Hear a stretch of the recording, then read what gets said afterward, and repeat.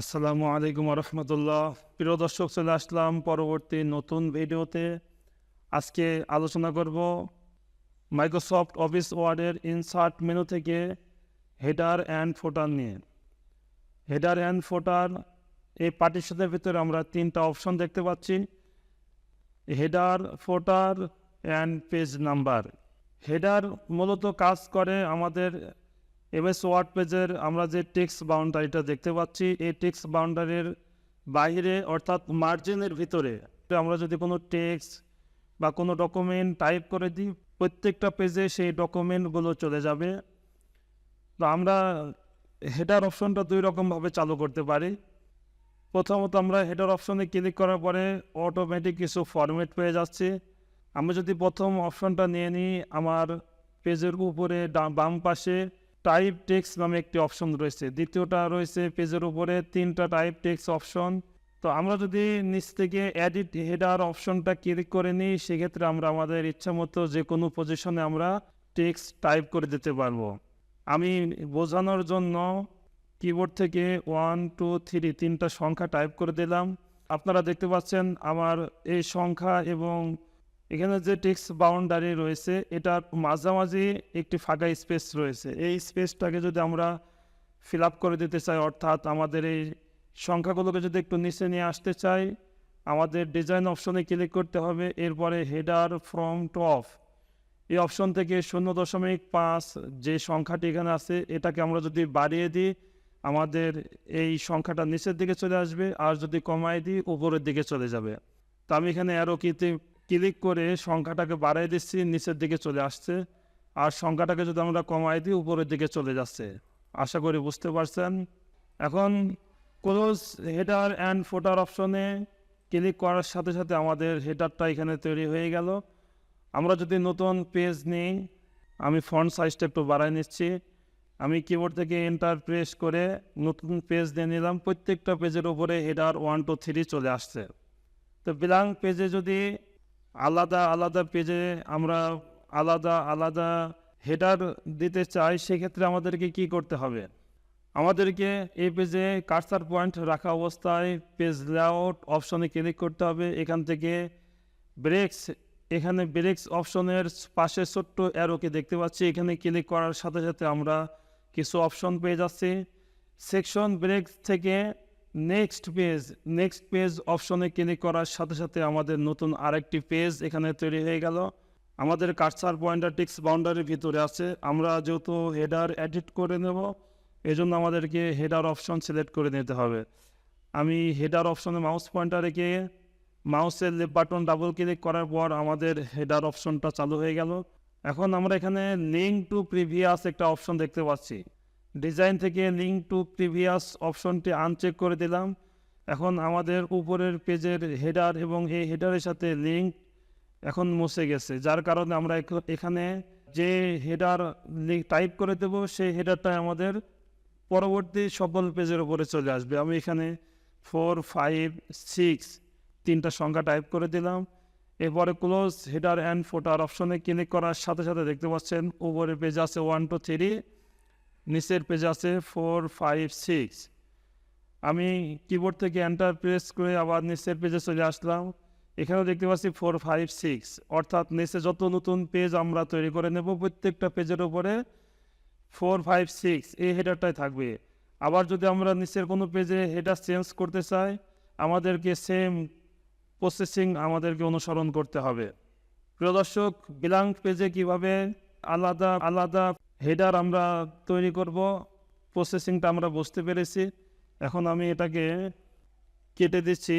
এখন অনেকেই বলেন যে ব্ল্যাঙ্ক পেজে যে প্রসেসিংয়ে আমরা হেডার চেঞ্জ করলাম, এই পেজের ভেতর যদি কোনো টেক্সট বা কোনো ডকুমেন্ট থাকে সেক্ষেত্রে আমরা পারবো কিনা। আমি কিছু টেক্সট কপি করে রেখেছি, কিবোর্ড থেকে Ctrl+V প্রেস করে পেস্ট করে নিলাম।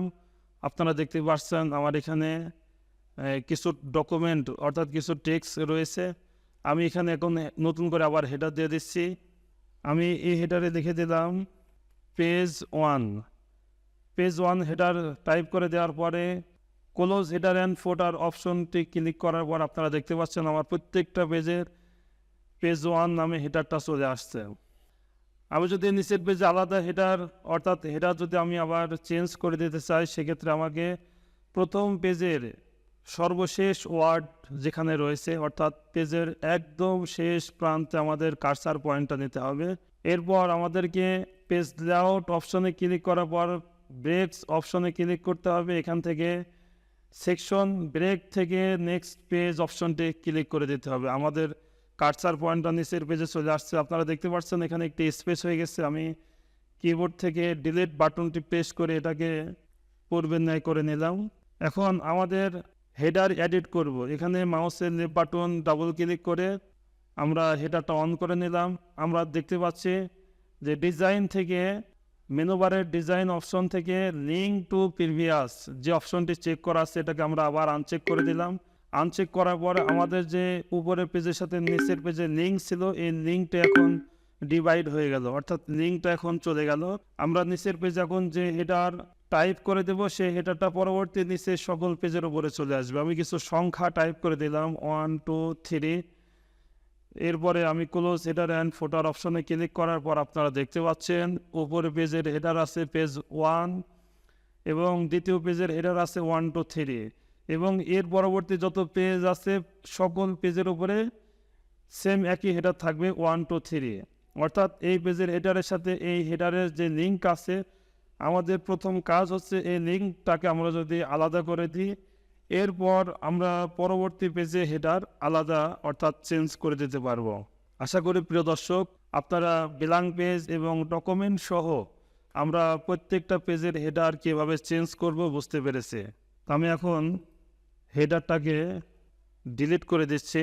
প্রিয় দর্শক এখন আলোচনা করব ফুটার নিয়ে। ফুটার মূলত পেজের নিচে যে মার্জিন অপশন রয়েছে অর্থাৎ মার্জিনের ফাঁকা জায়গাটা রয়েছে এখানে ফুটারের কাজ। তো আমরা মার্জিনের এখানে সেম একই প্রসেস অ্যাপ্লাই করে এখানে ডাবল ক্লিক করে নিলাম। ডাবল ক্লিক করার পর আমরা দেখতে পাচ্ছি আমাদের নিচের যে অপশনটা রয়েছে এটা ফুটার, পেজের উপরে যেটা রয়েছে এটা হেডার। আমি ফুটার অপশন থেকে কিছু টাইপ করে দিলাম 1 2 3 তিনটা সংখ্যা টাইপ করে দিলাম। আমরা ফুটার ফ্রম বটম এই অপশন থেকে যদি আমরা এটাকে বাড়াই দিই আপনারা দেখতে পাচ্ছেন আমার হেডারটা মার্জিনের কাছাকাছি চলে আসছে, যদি কমাই দিই নিচের দিকে চলে আসছে। অর্থাৎ হেডারের জন্য উপরের অপশন এবং ফুটারের জন্য নিচের অপশন, এটাকে আমরা বাড়াই দেওয়ার পরে আমাদের ফুটার অপশনটা মার্জিনের ঠিক কাছাকাছি চলে আসছে। তো আমাদের প্রত্যেকটা পেজের ফুটার কিন্তু সেম একই থাকবে। তো আমরা যদি একই প্রসেস অ্যাপ্লাই করে যদি আমরা হেডার যদি ফুটার যদি আমরা চেঞ্জ করতে চাই, আমরা সেম একই প্রসেস অ্যাপ্লাই করে আমরা এখান থেকেও ফুটারটা চেঞ্জ করে নিতে পারবো। আমি ক্লোজ করে দিলাম হেডার ফুটার। এরপর আমি এখানে আমার প্রথম পেজের একদম শেষ প্রান্তে কার্সার পয়েন্টটা রাখলাম। কার্সার রাখার পরে আমি পেজ লেআউট অপশনে ক্লিক করলাম। এখান থেকে ব্রেকস অপশনের অ্যারো কিতে ক্লিক করার পর সেকশন ব্রেক থেকে নেক্সট পেজ অপশনে ক্লিক করার পর আমরা দ্বিতীয় পেজে চলে আসলাম। এখান থেকে আমি ফুটার অপশনটাকে আবার ক্লিক করে নিলাম। ক্লিক করার পর লিঙ্ক টু প্রিভিয়াস এটাকে আনচেক করে দিলাম। দেওয়ার পর আমি এবার আমার ফুটারটাকে পুনরায় চেঞ্জ করে দিচ্ছি পেজ 2 দ্বিতীয় পেজের ফুটার দিয়ে দিলাম। এখন ক্লোজ হেডার অ্যান্ড ফুটার অপশনে ক্লিক করার পর দেখতে পাচ্ছেন উপরের পেজে আছে 1 2 3 এবং পরের পেজে আছে পেজ 2। তো আমরা যদি আবার নতুন কোনো পেজ এখান থেকে চালু করে নিই সেম একই প্রসেস আমাদের এখানে ফুটারটা নেক্সট চলে আসবে। অর্থাৎ উপরের পেজের সাথে নিচের পেজের ফুটারের যে লিঙ্ক আছে এই লিঙ্কটা আমাদেরকে আনচেক করে দিতে হবে। প্রিয় দর্শক আশা করি হেডার এবং ফুটার আমরা কিভাবে টাইপ করব এবং কিভাবে প্রত্যেকটা পেজে আলাদা আলাদা হেডার এবং ফুটার আমরা অ্যাপ্লাই করব বিষয়টা আমরা বুঝতে পেরেছি। এখন পেজ নাম্বার নিয়ে আলোচনা করব। প্রিয় দর্শক আমি ফুটারটা কেটে দিলাম। এখন আলোচনা করব পেজ নাম্বার নিয়ে। মেনু বারের ইনসার্ট মেনুতে ক্লিক, এখান থেকে আমরা পেজ নাম্বার যে অপশনটা পেজ আছে এর পাশে আমরা দেখতে পাচ্ছি যে ছোট্ট একটি অ্যারো কি রয়েছে। এখানে ক্লিক করার পরে আমরা কিছু অপশন অটোমেটিক পেয়ে যাচ্ছি। পেজ নাম্বারটা আমরা কোথায় রাখব? আমরা যদি পেজের উপরে রাখতে চাই টপ অফ পেজ, এখান থেকে এখানে মাউস পয়েন্টার রাখার পাশাপাশি আমরা কিছু অপশন দেখতে পাচ্ছি। পেজের বাম পাশে যদি আমরা রাখতে চাই উপরের অপশনটা ক্লিক করে দেবেন। সেন্টার পজিশনে যদি রাখতে চাই দ্বিতীয় নম্বর অপশনটা ক্লিক করে দেবেন। এবং রাইট সাইড অর্থাৎ ডান পাশে যদি আমরা রাখতে চাই তাহলে আমাদের তৃতীয় নম্বর অপশনটা ক্লিক করে দিতে হবে। তো আমরা পেজের উপরে সেন্টার পজিশনে রাখবো, এই জন্য এই অপশনটা ক্লিক করে দিলাম। আপনারা দেখতে পাচ্ছেন আমার এখানে তৃতীয় নম্বর পেজে আমি আছি। আমার এখানে 3 নম্বর পেজ এখানে অটোমেটিক চলে আসছে। তো আমি উপরের পেজে চলে যাচ্ছি। এখানে দেখতে পাচ্ছেন ইংরেজিতে আমার পেজ নাম্বার এখানে টাইপ হয়েছে। আমি যদি এটাকে বাংলা করতে চাই প্রথমে আমাকে সিলেক্ট করে নিতে হবে। এরপর মেনু বারের হোম মেনুতে ক্লিক, এখান থেকে ফন্ট চেঞ্জ করে দেওয়ার সাথে সাথে আপনারা দেখতে পাচ্ছেন আমার পেজ নাম্বারটা বাংলা হয়ে গেছে। এখন এটাকে যদি আমরা ফন্ট সাইজ বড় করে দিতে চাই এখান থেকে ফন্ট সাইজ বড় করে দিতে পারবো। আমরা যদি চাই যে আমার এই সংখ্যাটাকে আমি এই টেক্সট বাউন্ডারির একদম কাছাকাছি পজিশনে রাখবো, আমাকে ডিজাইন অপশনে ক্লিক করতে হবে। ডিজাইন অপশনে ক্লিক করার পর হেডার ফরম টপ এই অপশন থেকে আমরা উপর থেকে পজিশন সিলেক্ট করে দেব। ফুটার ফরম বটম এই অপশন থেকে আমরা, প্রিয় দর্শক, আমরা যদি এই সংখ্যা অর্থাৎ এই পেজ নাম্বারের পজিশনটা যদি আমরা কম বেশি করতে চাই সেক্ষেত্রে আমরা এখান থেকে এই অপশন বাড়ানোর ফলে আমাদের পেজ নাম্বারটা উপরের দিকে চলে আসছে এবং নিচের দিকে চলে আসছে। তো আমরা আমাদের পজিশন মতো এটাকে আমরা সিলেক্ট করে দেবো ইনশাআল্লাহ। এরপর আমি যদি আমার এই সংখ্যার সামনে যদি কিছু লিখে দিতে চাই, পেজ লিখে দিলাম। পেজ লিখে দেওয়ার পরে পেজ 1 এখানে চলে আসছে। আমি সেন্টার অ্যালাইনমেন্ট করে নিলাম। আপনারা দেখতে পাচ্ছেন প্রত্যেকটা পেজের সংখ্যার আগে আমাদের পেজ লেখাটা চলে আসছে।